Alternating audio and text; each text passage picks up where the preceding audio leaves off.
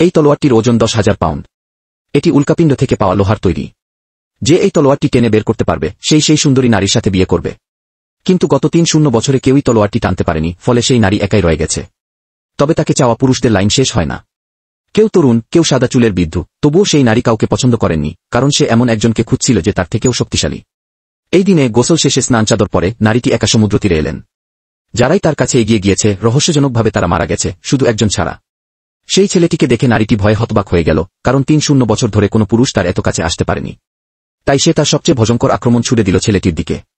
কিন্তু সে ছেলেটির জামাকাপড়েও হাত লাগাতে পারল না, বরং একটি হালকা নিঃশ্বাসেই সে মারাত্মক আহত হয়ে পড়ল। কিন্তু ছেলেটি বুঝতেই পারল না কি হয়েছে। সে ভাবল নারীর রক্তে চিনি কমে গেছে, তাই সে তৎক্ষণাৎ তাকে হোটেলে নিয়ে গেল। তারপর সে তাড়াতাড়ি একটি চিকিৎসার বই বের করল সমাধান খুঁজতে। সে শুধু নারীর চিকিৎসা করতে চেয়েছিল, কিন্তু নারী তাকে এক চড় মারল। তবুও নারীর জীবন বাঁচাতে ছেলেটি তার বুকের ওপর চাপ দিল। তখন নারী অবাক হয়ে দেখল তার ক্ষত সম্পূর্ণ সেরে গেছে।